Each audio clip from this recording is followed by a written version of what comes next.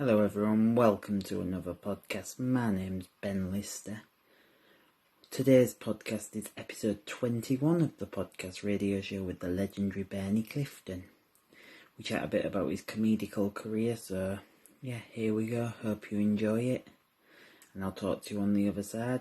BL out, and that's a wrap. I'll talk to you on the other side, and here it is.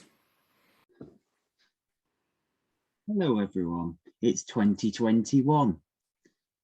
We are out of lockdown fully now, and I'd like to welcome you back to the Ben Lister podcast radio show here on Hull Kingston Radio 107.4 FM. I have had so many different guests from the world of radio and the music and the entertainment industry over the last 20 episodes. And episode 21 is no different. On today's guest lineup, it's a brilliant comedian from Chesterfield. It's, of course, the legendary. You might have heard of him. And please give it up and welcome along to Hull Kingston Radio 107.4 FM. It's the one, the only Mr. Bernie Keith. Hello, Bernie. Welcome along. Yeah, it's me, Bernie Clifton, and it's great to talk to you, Ben. I wish you well. Anything that's connected with the phrase Hull Kingston immediately gets my attention, because of the iconic rugby that goes on in Hull. Of course, Hull Kingston Rovers, because you may not know, Ben, but I was brought up in St Helens, and which is a rugby league stronghold. And as a matter of fact, I played rugby league for the Saints B team when I was a teenager. We used to train with the likes of Alex Murphy and Vince Corelius and all the other huge names. But so I am a rugby league man, so I do identify with the title and the phrase Hull Kingston. It's Hull Kingston Radio, the radio station in Hull, the community radio station. Brilliant. And of course, I had a very happy time in Hull 2 pantomimes ago at the New Theatre when I played in the pantomime. I played Baron Hardup. Alongside Anita Dobson and many other stars. Excellent, brilliant venue, and of course it was all refurbished recently. So I've got very happy memories of my experiences in Hull, going back many years, Ben. I was told by a colleague of mine that Mr. Brian May made an appearance when you were in Panto with Anita Dobson. He certainly did, yeah. He sat in the audience, and although it was dark, he got a lot of attention. There's a lot of people turning around and watching Brian, seeing Brian. He's, again, an iconic superstar, founder member of Queen, and lovely man. I had the pleasure of meeting him backstage. With his missus Anita, and it was at the time when they were due to go to the Oscar ceremony because of the success of the film, the bio of Queen, of course, and immediately after the panto, Anita Dobson told me she jumped in a car, went home, changed, jumped on a plane with a frock and appeared in the audience at the Oscars. So, but coming back to Hull, going back to the 60s, I remember as a turn, commuting from Chesterfield, before the bridge was built, by the way, before the M62 came that far east, and doing that places like the Hull Dockers Club. And there was some of your older listeners will remember there was a circuit of clubs in Hull called the Key Clubs, K-U-Y, and the Key was the name of the family that ran this circle of clubs. Aga Key was one of the driving forces, and I used to come over all the time doing gigs in Hull, and I was known back in the day as an out-of-town act. And as an out-of-town act, which meant I didn't live in Hull, and Hull was a bit of an island back then, we're going back 50, 60 years, You were deemed to come from outside. And we were known as an out-of-town act. And I think we got a couple of quid extra for being an out-of-town act. Yeah, happy memories of Hull. Shall we get on with the questions? It's 5 questions today, if that's okay. Yeah, by all means. Shall we go for it? Because I know you ain't got much time. Okay. What's the first question then? Where did you start your comedy career? I actually started in St Helens with a friend of mine, Terry O'Connor. We were known as the Two Terrys, and we were pretty bad. He played the accordion, and I did various songs, and we attempted, to introduce comedy. I would hardly call it. It was hardly a career back then, but it did get us off the couch and onto stage, and it was all experience. And then, of course, I was posted in the Royal Air Force to RAF Lindholm near Doncaster in doing my national service, and I discovered that Doncaster was actually virtually the birthplace of Northern Clubland back in the late 50s and the 60s. And so I used to borrow the flight sergeant's bike at weekends and cycle into Doncaster, hide the bike, and go and perform amongst hundreds and hundreds of working men's and miners' welfare clubs in South Yorkshire. So that was my start. Brilliant, yeah. Yeah, brilliant. Question 2, who were your inspirations in comedy starting out, when you were starting out, rather? Yeah, it would have to be, apart from Frankie Howard, there used to be a program on radio when I was a kid called Variety Bandbox, and Frankie Howard used to appear every other week, topping the bill. And then in between, there would be a comedian called Derek Roy. So I was always familiar with comedy and coming from Frankie Howard, I suppose. But also at the time, we actually had the wonderful, inspirational new wave, which became the Goon Show with Harry Seacombe and Spike Milligan and Peter Sellers, Michael Bentine. And that was compulsory radio for me. And because of the nonsense and the nature of the Goon Show comedy, it inspired me to go and plow my own furrow. Brilliant, yeah.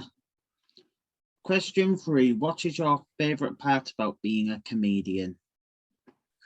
Oh, I think that's easy because of the tension involved, standing at the side of the stage waiting to go on, and then to change an audience and to get them laughing along and get a reaction, whether it's just my sort of the vocal comedy, or whether it's me being visually or attempting to be visually funny, to hear an audience rocking with laughter is it's like an experience like no other. Brilliant. And now we're going to move on to question 4. What is your greatest achievement in your career? Well, I think it's a two-pronged question, actually, or a two-pronged answer, Ben.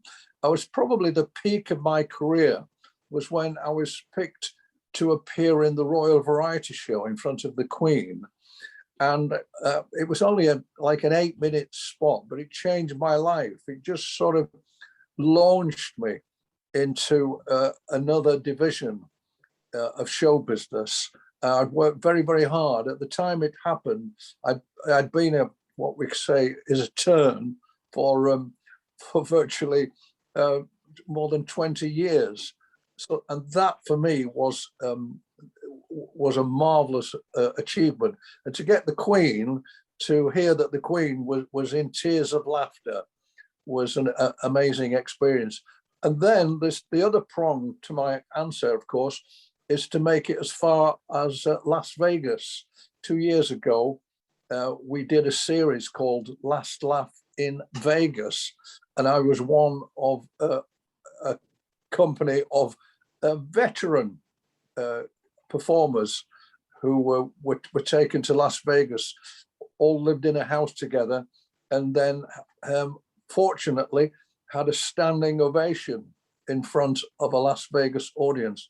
And that for me was 30, 40 years after the Royal Variety Show, was a tremendous achievement, one I'm proud of. Brilliant. Were the two Bobbies, one of the late Bobbies in it involved? Of course, Bobby Ball, Cannon and Ball were part of it, and we sadly lost Bobby Ball. And of course, we sadly lost Kenny Lynch as well shortly afterwards. Great, great characters, and people who I'd known all my career. Marvelous, marvelous performers. I saw him in an episode of Benidorm recently, Bobby Ball. Yeah. With another Bobby Newt. That would be Bobby Nutt. Did you ever meet him? Oh, of course, I knew Bobby Nutt very well. Bobby Nutt, Sheffield comedian, and sadly we've lost Bobby Nutt as well. So we lost two of our great Bobbies there. Yeah, both very talented gentlemen, nice people also. Yeah, and also you talk about as well, because his son who was played in Benidorm was played by Steve Edge. Oh, I don't know Steve. And he was in the Peter Kay's Phoenix Nights. Oh, right, yeah. Well, I wouldn't know I'd know his face then. He used to play Alan and Les, and part of Les and Alan, but Les was played by a guy who's now a radio presenter for the BBC Sheffield, I think, Toby Foster. Yeah, I know Toby. Another great talent.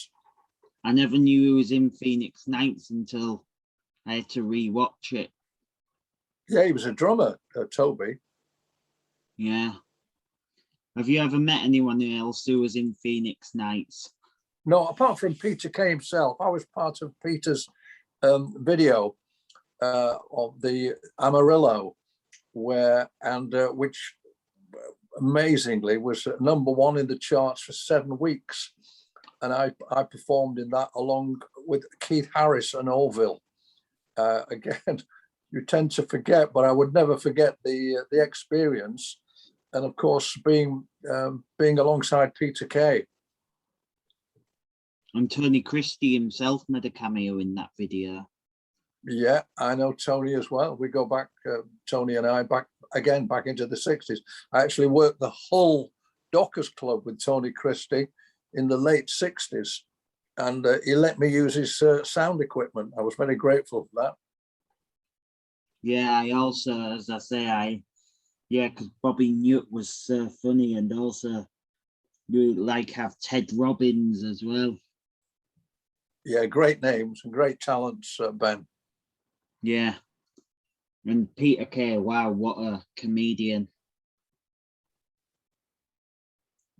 Absolutely, top of the tree. Question 5 now, is it? Yes. What advice would you give to young, aspiring comedians starting out? It's quite simple, short. You have to get up and do it. You have to stand up and do it, whether it's in a pub or whether it's in a comedy venue. It doesn't matter, wherever. You have to stand up and do your stuff in public and take the flak. You can rehearse in your bedroom until you're blue in the face, but there's nothing like, even if you're try and limit it, if you're sort of nervous about a forthcoming spot that you're going to do, just get a couple of minutes together. Just get an opening and an ending and something in between. Don't expose yourself too much, because it'll be a very vulnerable time for you. But there's no alternative to standing up and doing your stuff in public. So that's my advice, Ben. If you're out there and you fancy the world of comedy, dip your toe in the water, stand up somewhere and do it. And don't be deflated if you die, find another venue and do it again until you'll find out whether it suits you or not.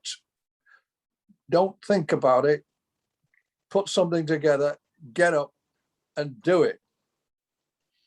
Brilliant, Bernie. That's it for today. Thank you for joining us, Bernie. My great pleasure. Wish you well. And can I just remind your listeners that I'm coming to Yorkshire very, very shortly on Friday and Saturday, the 17th and 18th of September. I'm appearing at one of the greatest venues in the world. That's the City Varieties in Leeds. We're doing, they're reviving the music hall. It's been absent for more than 2 years now because of COVID. And I'm privileged to start the new season.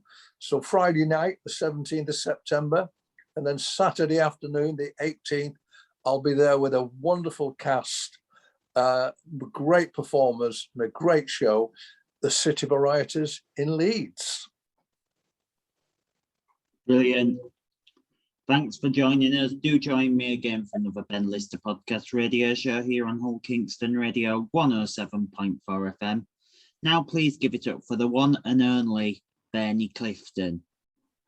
Thank you very much for joining me, Bernie. The god of comedy, Bernie Clifton. Do join me again soon for another podcast. But for now, that's a wrap. That was my interview with Bernie Clifton, episode 21 of the podcast radio show. Really hope you enjoyed it. Hope it filled a gap in your time. Hope it made you smile.